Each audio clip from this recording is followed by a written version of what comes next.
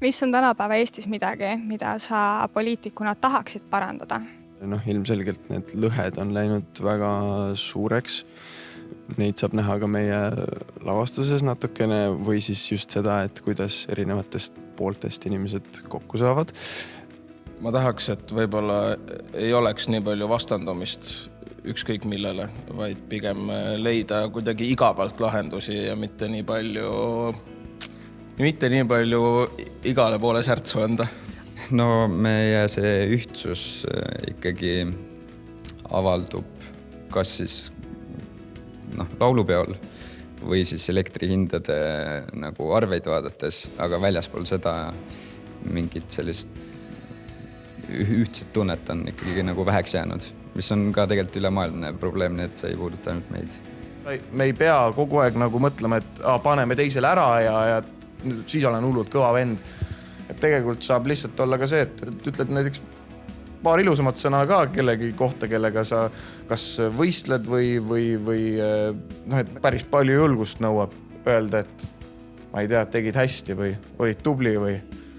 No ma olen väikelinnast pärit, nii et ma mõtlen vist sellele, et kuna ma mõtlen oma ajale tagasi väikelinnas, siis võib-olla seda, et väikelinnas kuidagi, et noored nii-öelda ei läheks hukka. Et suurlinna suured projektid, asjad jõuaks ka väikekohtadesse.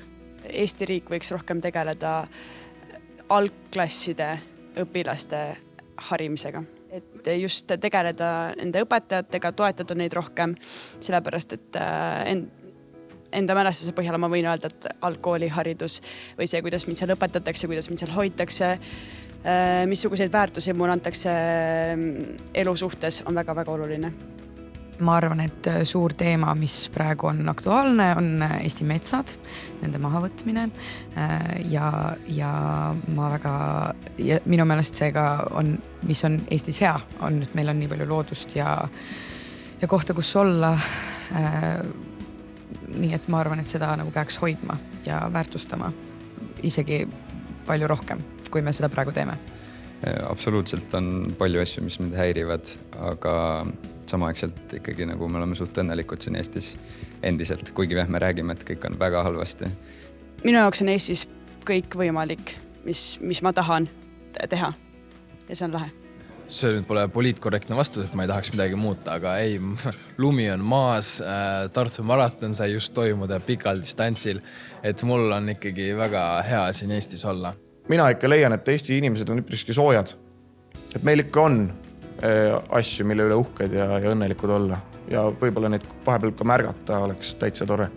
Mulle tundub, et me veel oskame naerda enda üle. Mulle tundub, seda me üritame ka siin teha. Mulle tundub, et me veel oskame väärtustada oma väikest rahvast ja riiki, mis on äge, et on uhke tunne olla eestlane. Aga nüüd, kui lavakas läbi saab, mõtled ise ka minna poliitika poole peale, midagi sellist? Jah, ma arvan, et see lavakas andis mulle piisava elukogemuse, et võiks nagu öelda. Järjest näitlejad ju lähevad. Kusjuures mulle on öeldud küll enne lavakat, et sa võiksid võib-olla sinna poole mõelda. Ma ei ole seda väga tõsiselt võtnud, aga ei tea kunagi. Ei, aitäh. Ei, ma selles mõttes, see on üks asi, mida ma kardan. Et paljude näitlejatega juhtub mingi hetk niimoodi, et ühel hetkel tundub, et nagu teater ja kultuur ja üldse sellel maal nagu millegi kordasaatmine, ärategemine nagu ühiskonna jaoks on nagu tundub neile siis nagu võimatu, aga ma arvan, et mina tegin selle hüppe nagu teistpidi, mina käisin enne riigiteadusid õppimas ja siis tulin lavakunstikooli, et ma jätsin küll riigiteaduses pooleli, aga juba sellel hetkel otsustasin, et üpriski suure tõenäosusega poliitikasse ma ei lähe. Veel mitte. Ei, ma ei usu, et see tundub nii karm amet, aga kuigi seal saab ka teatrit ja nalja palju. Ma arvan, et ma ei kipu sinna. Ma väga austan inimesi, kes suudavad ennast niimoodi ohverdada, aga mina vist ei jaksaks. Väljaspool poliitilist teatrit ilmselt mitte kunagi. Poliitika poole ma kindlasti ei vaata ise, aga eks ma ikka hoian silma peal ja vaatan, mis huvitavat siin korraldatakse. Ei ole mõelnud küll. Aga äkki?